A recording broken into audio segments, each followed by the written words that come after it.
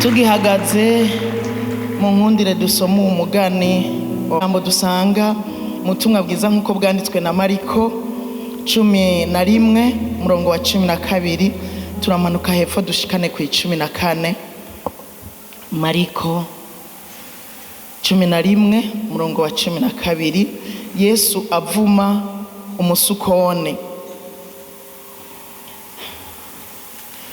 Havuga ngo bukeye bamaze kuva i Betaniya yumva arashonje. Akiri kure abona umusukoni uri kwa mababi, arawegera ngo kumbure yogira icyawusangako. Awushitseko ntiyagira icyawubonako atari amababi, kuko kitari igihe cyo kwama c'umusukoni.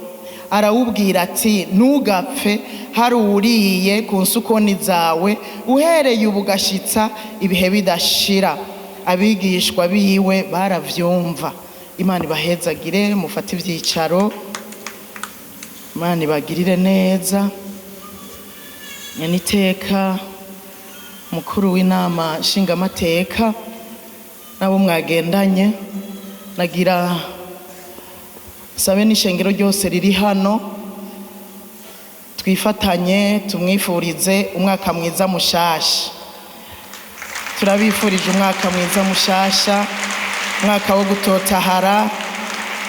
Muze mutotahare mu bikorwa byose muzoba muri ko murarangura, muze mu bitotahariremwo, muze mwiyubure mu nkomezi nshasha. Abatotahara no mu busaza barama ivyamwa vyiza. Rero namwe muzototahare muri uyu mwaka. Namwebwe mwese mwagendanye turabifurije umwaka mwiza. Shengero ryose umwaka mwiza wo gutotahara mu izina rya Yesu Kristo. Abari hano muri rya joro twarasomye amajambo dusanga muri Zaburi ya 92 umurongo wa 12 no wa 10 naho woshikana ku wa 16 havuga amajambo meza avuga yuko umugororotsi azototahara nk'ikigazi, kandi ngo azoshigwa hejuru nk'igiti cy'isederi cy'Ilebanoni. Abatewe mu rugo guhoraho ngo bazototaharira mu nyubakwa z'Imana yacu, mu ngoro y'Imana yacu, kandi no mu busaza ngo bazoba bacyama. Niyo majambo twasomye n'amajambo akomeye watwigishije mu gikorane cya mbere cyo mu rurimi mvamakungu. Yasomye kandi yabitubwiye cyane, yabinogangije.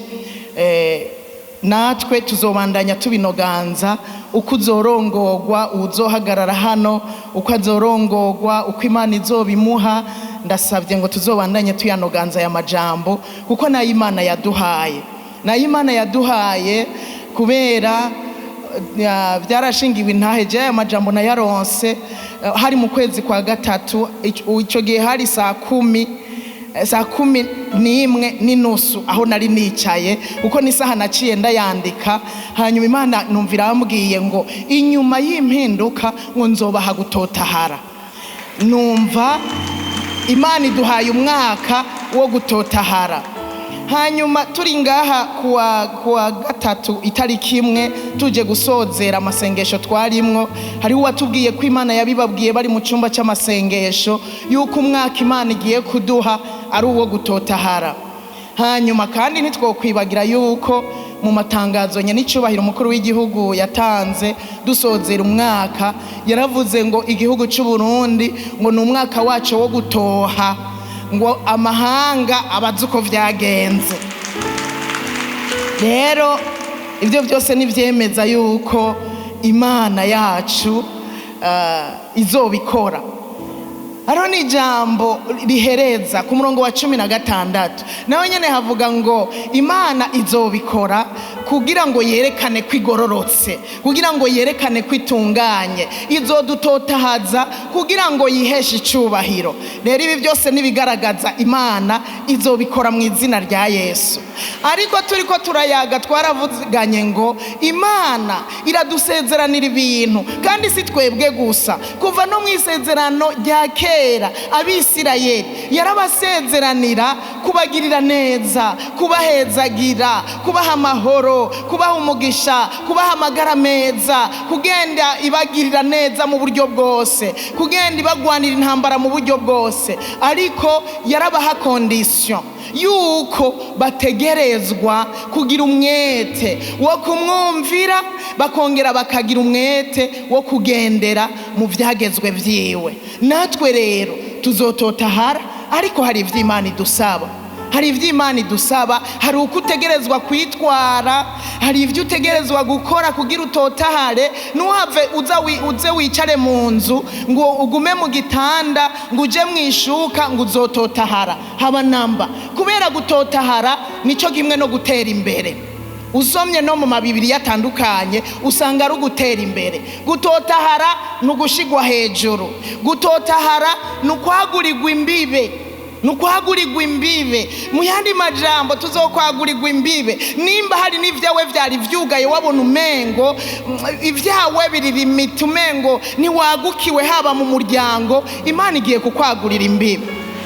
Iyaguriye imbibe ya Besi yarabona ko atagiri yaja niyava, n'izina ryiwe ryarabiranga, yari umuntu yavukiye mu magogwa. Hanyuma ya Besi arabiraba, aramenya ngo hariho Imana ishobora kuntotahaza, hariho Imana ishobora kunyagurira imbibe. Ya Besi aje imbere y'Imana aravuga ngo Mana, ndakwinginze unyagurira imbibe. Kandi Imana yarabikoze, iramwagurira imbibe. Nawe n'umwaka wawe wo kwagurirwa imbibe mu izina rya Yesu Kristo. Kimwe gusa uhagarare neza, uhagarare neza. Twaravuze ngo nkuko ibitegwa kugira bitotahare bikeneye umwavu, nawe urakeneye umwavu. Uwo mwavu twasanze ari ijambo ry'Imana. Ijambo ry'Imana rizobe muri wewe rigwiriye kandi ririmwo ubwenge bwose, niho nibizobogaboga muri wewe. Kubera ivyo akanwa katura biba, niho ibizobogaboga muri wewe bizoza ari bizima, ari ijambo ry'ukuri, ari ijambo ry'Imana. Kubera uzoba wabitse muri wewe ijambo ry'Imana. Ivyo uzosohora abantu bumva, ivyo uzosohora abantu babona, baze babone yuko vy'ukuri utotahaye. Twe tuve hasi rero tumuhe kaze kugira ngo tumuha akanya kugira ngo atwifurize umwaka mwiza. Nyakubahwa muvyeyi wacu mama Buntu, namwe bubahwa mwese muri hano, abavandimwe bakristo, mumwe wese mu cubahiro Imana yamuhaye. Imana ishimwe.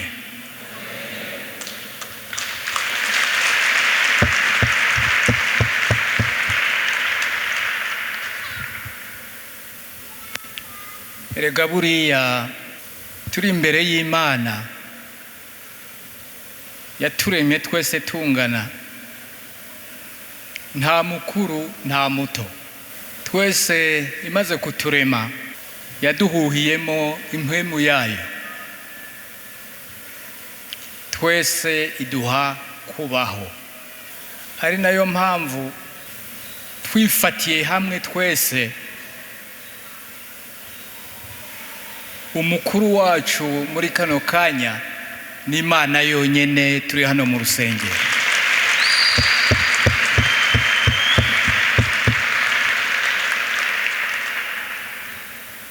Dutangure rero tubifuriza umwaka mwiza, umwaka w'amahoro vyavuzwe, umwaka w'umugisha, umwaka ukwamwa ivyamwa.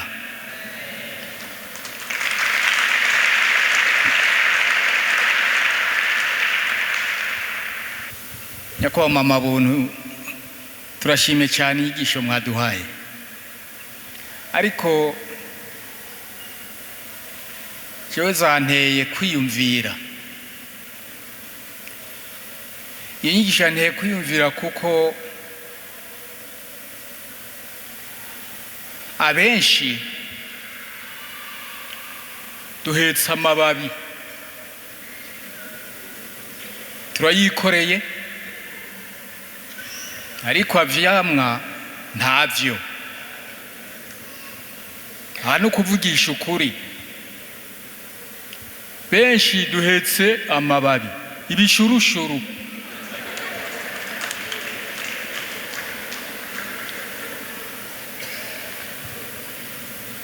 Mugabo ivyamwa nta birimwo. Aha nuko Imana itugirira imbabazi, ari umunyarukundo, ari umunyembabazi, ahandi yotumaze.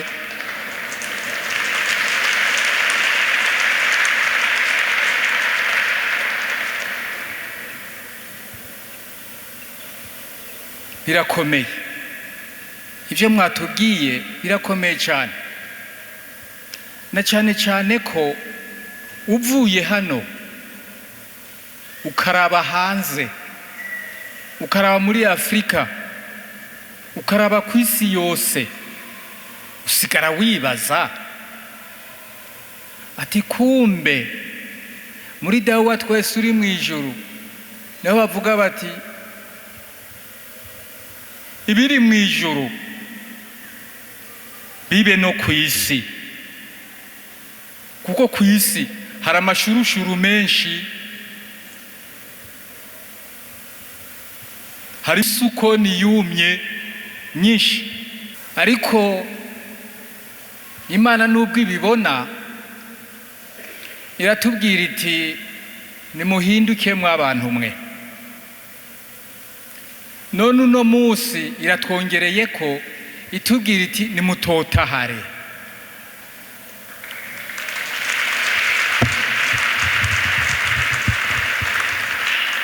Aho nagira ikibazo hambere nibagije, mbega dutotahare kumengo n'uguhinduka vyaranse, mengo n'uguhinduka vyaranse. Mugabo muti kubera cya kigongwe c'Imana, uko inyigisho nayumvise ati ndazi ko muri abanyabyaha, muri ntagondwa, ati mbwa ndabagiriye ikigongwe nimutotahare.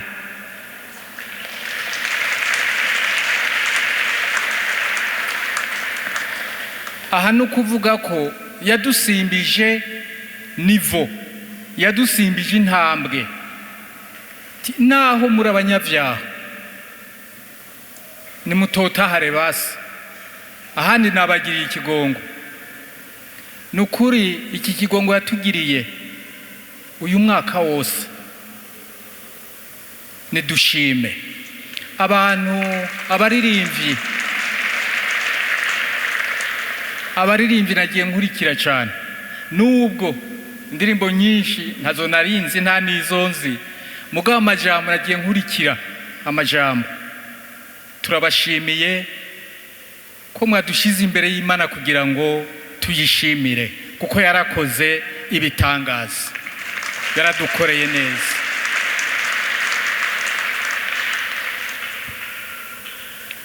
Rero maze kuzungurutsa amaso hirya no hino, tukumva ububabare muri mwisi, uri mwisi, jewe nibagije mbega uko turi hano twenyene muri kino gihugu cy'u Burundi, turiko turasenga dusenya inkundura, duherutse mu gikorane, kandi n'ubu igikorane kiriko kirabandaniriza hano. None aha twebwe twenyene turashobora kuzikorera isi ngo tuyishobore, isi ngo tuyihindure? Nicyo kibazo nibagije. Uravye biri kuba hanze, aho umuntu ataca kimaze, aho umuntu atagaciro agifise, aho abantu bakingira ibikoko aho gukingira abantu bene wacu baremwe n'Imana, Imana imwe. Aho none tweho iyo turiko turavuga tuti duhinduke, tuvuga tuti twame ivyamwa, aho ntitwoba tubivuga twenyene. Hariho umushitsi duherutse kuronka, twari mu gikorane, mwaramubonye, yaje ava muri Amerika. Yatubwiyeje icyo numvise gikomeye, yavuze ati mwebwe abarundi ntimugire ubwoba, ntimugire ubwoba. Aho yashaka kutubwira ko abarwanya iyi nzira y'Imana ni benshi. Ati mugabo muri kumwe n'Imana, vous êtes spécial. Ati ntimushira amaboko, ntagire ubatera ubwoba.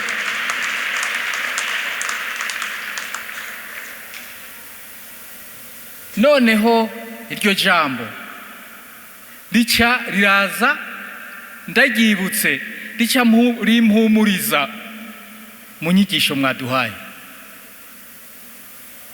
Niho naciye mbona nti naho twoba bake, tukaba turi mukuri, tukaba turi ko turagerageza kugira ngo turabe ingene twokwamwa ivyamwa Imana ishaka, Yesu ashaka, Muhemu Yera ashaka, nta nkeka turashobora gukiza isi. Imana ishimwe. Turashobora guhindura isi. Ariko aho kugira ngo tubanze dushire abandi imbere, aho kugira ngo tubanze gushira impamvu zimwe n'izindi imbere, iyi nyigisho eka n'izindi zimaze iminsi zihaca,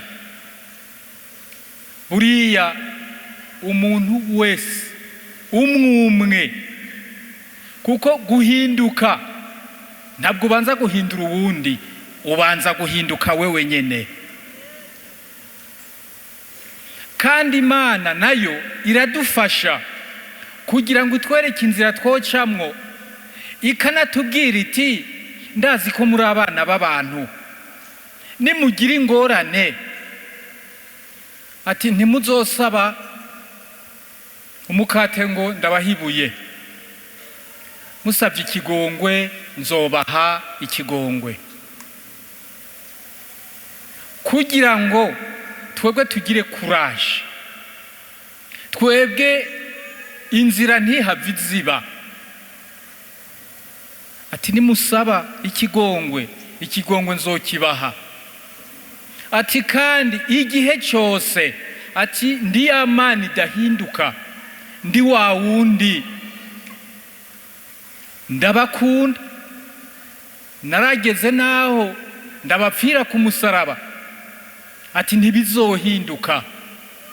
Iyo ibiduhaye garanti yo kugira ngo inzira turimo ntihagarare, kugira ngo tubandanye. Aho wewe utsitaye, Imana iti ndakubona mwana wanje, ndakugiriye imbabazi, bandanya. Iyo ni inzira idufasha. Hari abakunze kuvuga ngo ubufasha, inzira y'ubufasha kugira ngo tubandanye. Ariko tubandanya tujahe, ndamaze kubivuga kenshi kandi namwe murabizi, tubandanya tuja hahandi Imana yifuza ko tuja, tuyisange. Nubwo uno munsi wewe utovuga ngo mpamagara Mana, oya, woba wihenze, narabivuze. Uvuze ngo mpamagara Mana, uzobura umwangushi. Kubera iki yo guhamagara itarabipanga? wewe wovugira iki ngo mpamagara mana nayo yapanze yuko ukeneye kubaho iyindi myaka nk'icumi mugabo uno mukavuga ngo mpamagara mana kandi igize ngo iguhama uvuga ngo oya ugaca wirukanga kwa muganga murapfuma mubihora ako kantu ngo mpamagara ubunyene oya utirindira igihe uzobishakira uzompamagare wewe nyene mugabo wewe ntuvuge ngo mpamagara mana. Aha rero iyi nzira turiko turajamwo mbandanya ngaruka kuri rya jambo ry'iherezo ryiza. Iyi nzira izi nyigisho baduhaye no munsi ingingo 9 bariko baraducira inzira. Imana iriko iratwereka ibyo shobora kudufasha kugira ngo dushike ha hantu. Aha rero iyo bavuze bati hinduka ati totahara ntibavuze uwundi, bavuze wowe uhinduke hanyuma utotahare. Iyo iza iba inyishu uwavuze ati abantu benshi bariyerekana uko batari, bakerekana ko mengo Yesu baramwemera, Imana barayemera, ati kumbe indani bakaza washakana hano bakavuga amajambo mugu ndiko ndayavuga, mugabo avuye hano akavuga ku munwa ibyo atemera. Navuze nti Imana yabagenda ihaniraho nuko ari umunyembabazi. Hari gihe woza ukavuga amafuti ikagikubita nk'inkuba, ariko naho nirabigerageza kumbure yo dukosora kugira ngo tuje ku murongo koka. Utangiye kubera ko itubona hose, utangiye kuvuga ibintu utemera, Imana ikaguhwikira nko kakubita nk'ikofe rimwe bakabona uciye witura hano. Ibi kumbura hari uwumva yumva ko barukosha Imana nabi. Oya, natwebwe turarengeje urugero. Wumvise amarorerwa n'ingorane zari zimaze iminsi mu mashengero atandukanye. Ntituri bazima, naho yozi tuvutura inkoni imwe nta ngorane, ahubwo irabigerageza kuko turarengeje urugero. Abantu tukaza hano imbere y'Imana, Imana iti hinduka totahara, ariko hari uvyumva akumva umengo n'amajambo asanzwe, ntiyumve yuko ari message Imana iri kwiramuha. Ntabwo arabigisha bariko baratubwira, Imana ibiriko iratubwira, yiya twite adressaho directement ishishije kubigisha. Wewe ufise umutima wo guhinduka, hinduka. Ufise umutima wo gutotahara, totahara. Ariko twebwe ubwacu izi message nitwe ziraba imbere yuko ziraba abandi.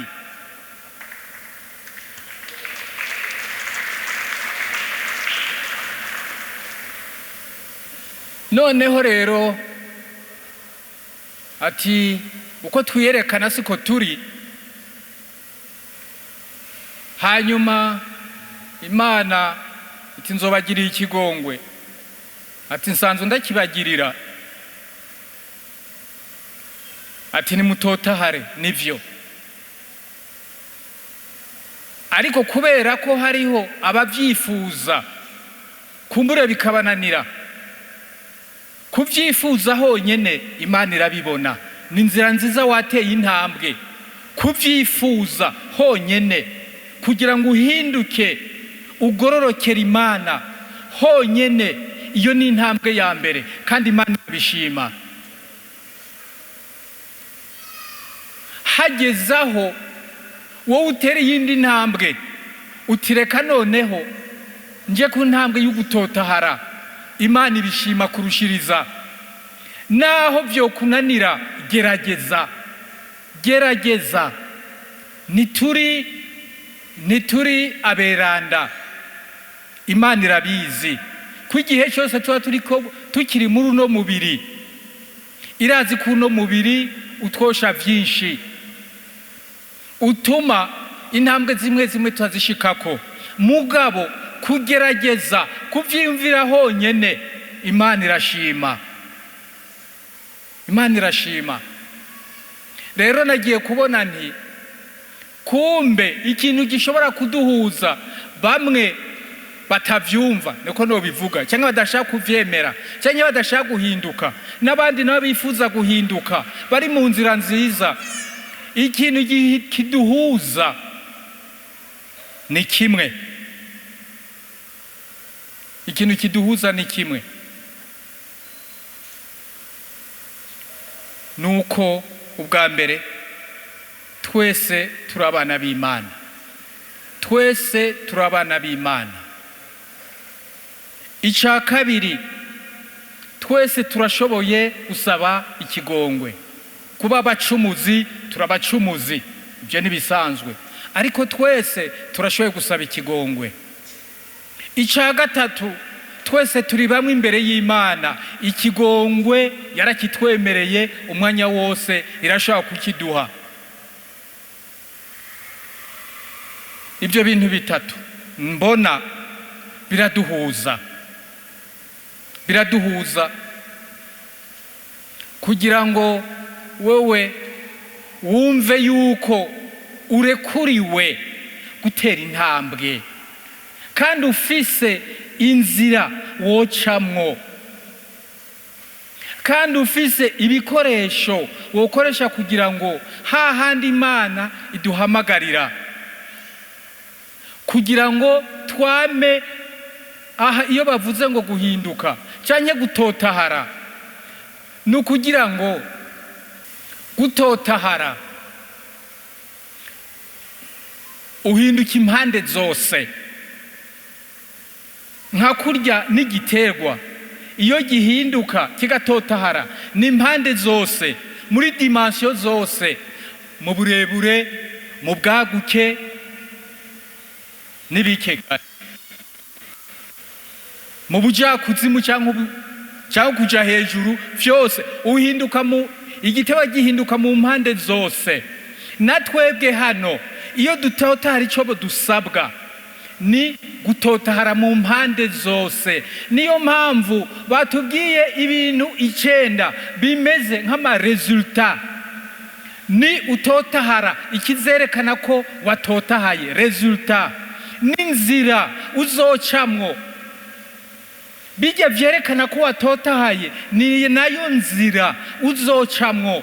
Buriya iyi nyigisho navuze ntisanzwe, nuko naciye mbona isano icyo bita psychanalyse. La psychanalyse ni ibintu bijanye na analyse psychologique, umwihwezo, kwihweza umuntu muri psychologie yiwe, ingene yitwara.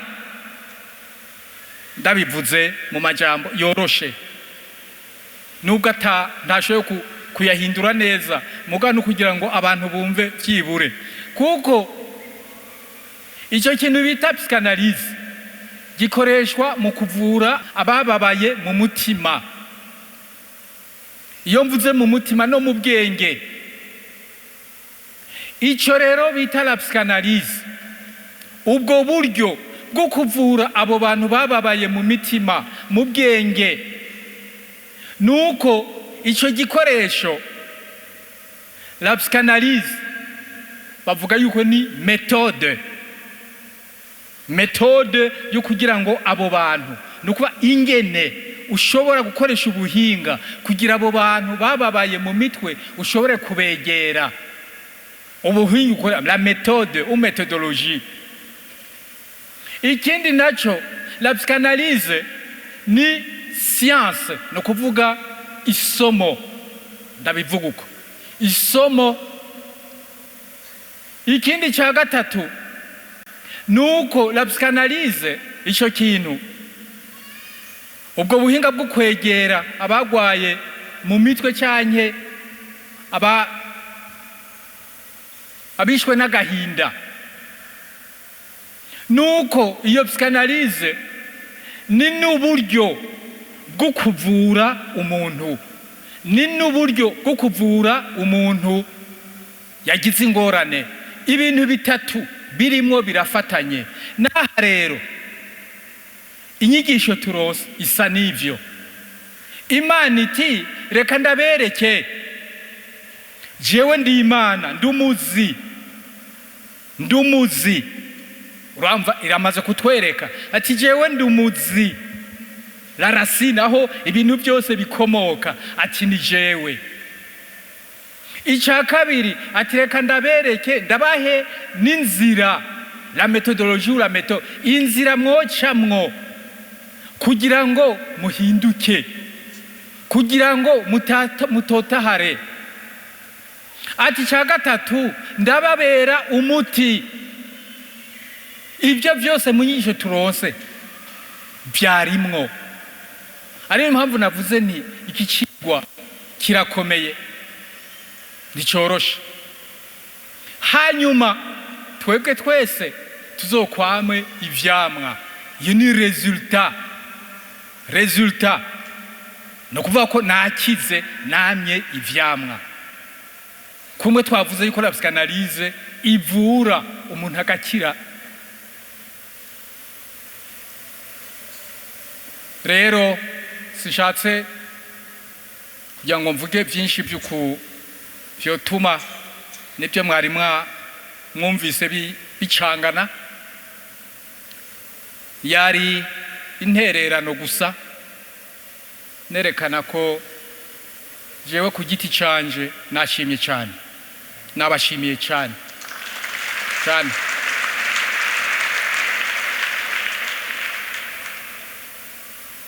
Nabashimiye cyane.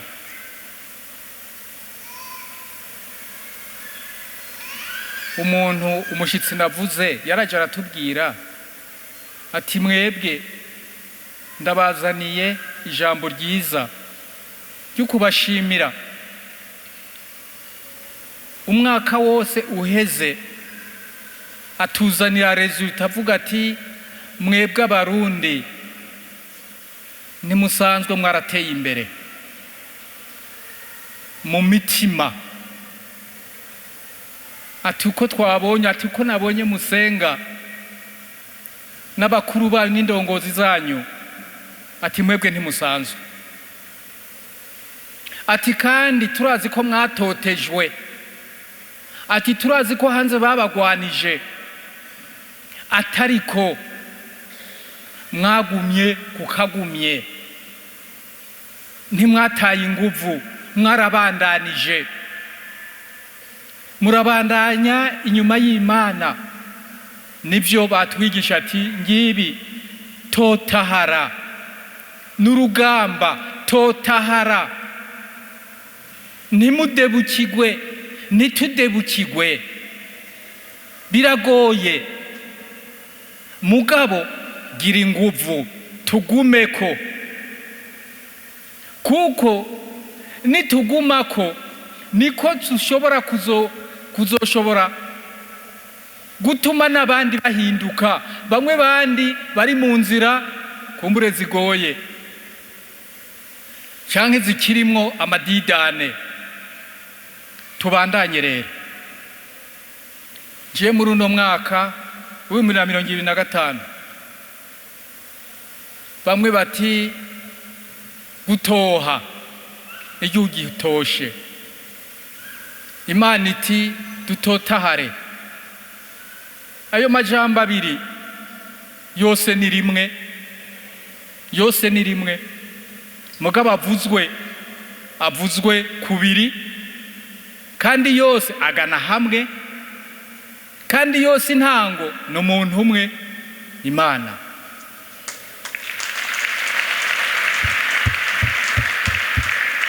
Twifurizanye rero twese nk'uko byavuzwe kuguma kuri uru rugamba, turugwane n'inguvu nyinshi, kuko ibiriko biravugwa hanze ntibihumuriza. Ikindi cya kabiri, twebwe izi nyigisho ziraba twebwe, ntuze kwikompara n'uwundi muntu, ntuze kwigereranya n'uwundi muntu.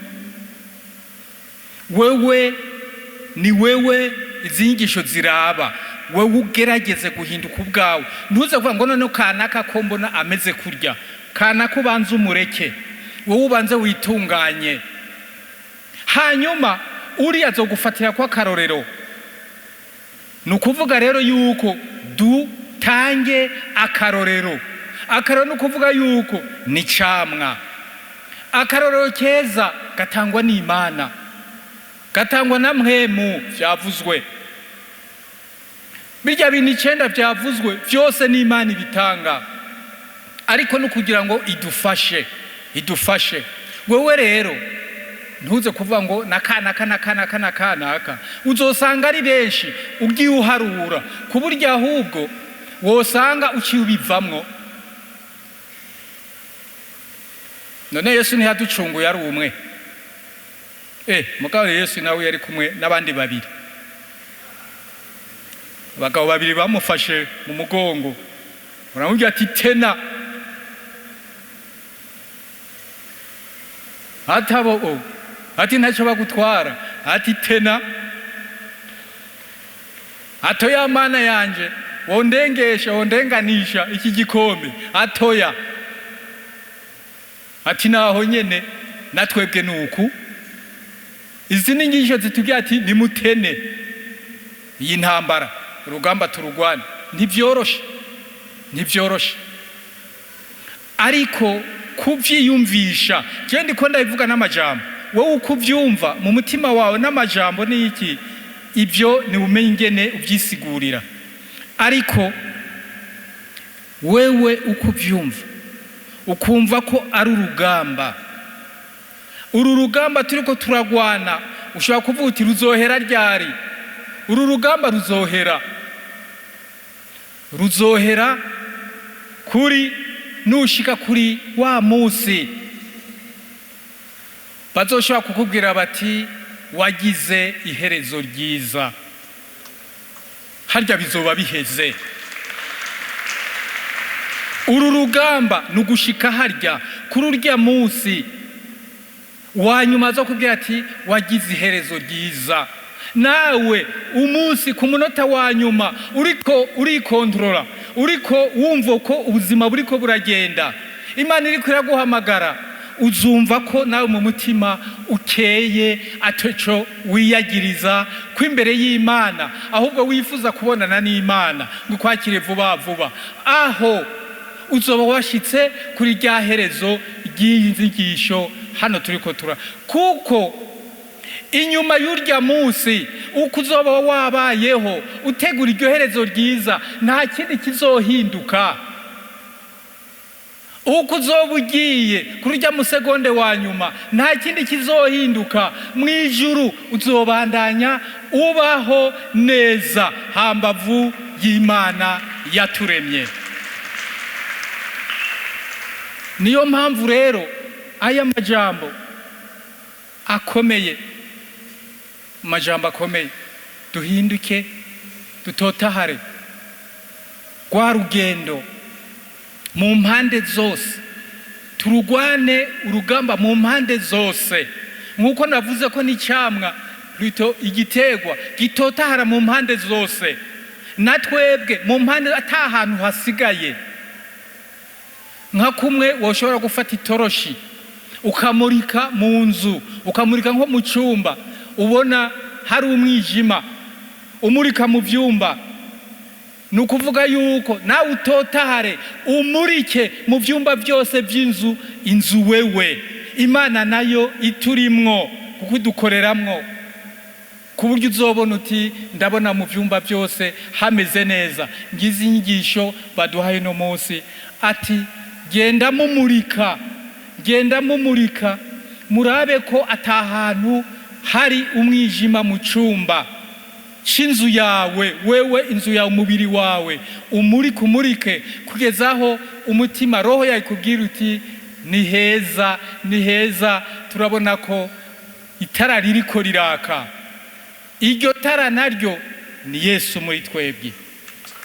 Imana ibahezagire, murakoze cyane.